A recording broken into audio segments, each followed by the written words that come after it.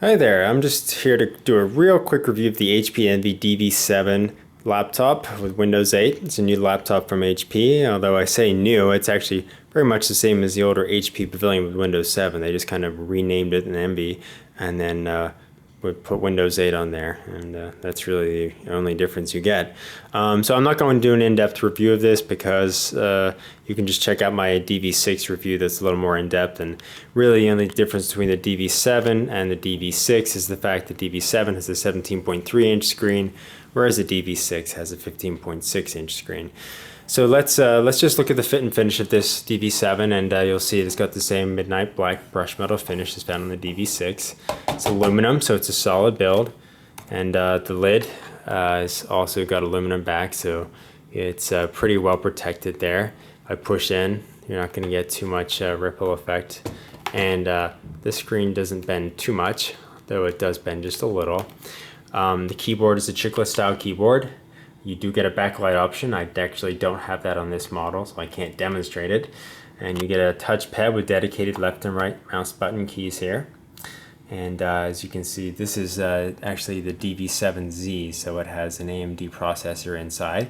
You can get the dv7t with an Intel processor. Now that's a more powerful version because you can get up to an Intel Core i7 quad-core processor and an Nvidia 650M graphics card. Now the graphics card is also starts out of the Nvidia 630M, which is a kind of a mid-range graphics card. But if you're doing any gaming, I do recommend the Nvidia 650M graphics. So let's just take a tour around on the ports you get on this laptop. So on the left-hand side, you get VGA monitor out, HDMI, an Ethernet port, and you have two USB 3.0 ports, and you have a microphone and a headphone port.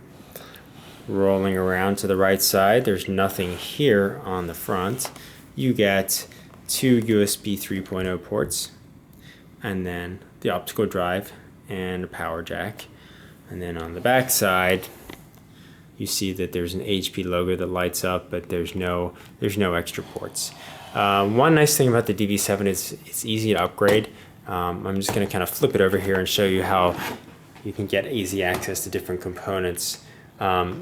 On the underside, you just remove one screw right here, and then you remove this tray, and you can get access to, there's two drive bays, so you can put in an extra hard drive or an SSD. You can replace the wireless card, you can upgrade RAM.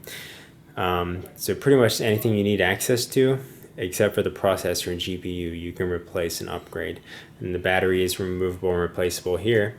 You also get Beats audio subwoofer down here, so, and you get quad speakers on top, so the audio experience is pretty good as well.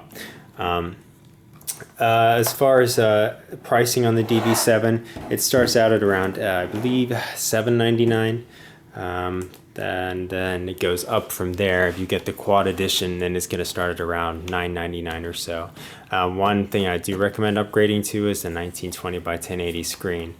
It's a really nice screen and high resolution, full HD experience, and is also a matte finish, which is nice because it doesn't reflect light.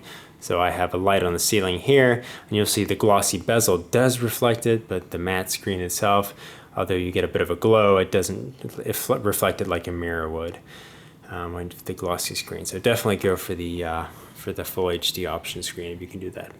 So overall, the dv7 is a nice laptop at a reasonable price. It's very easy to configure on hp.com.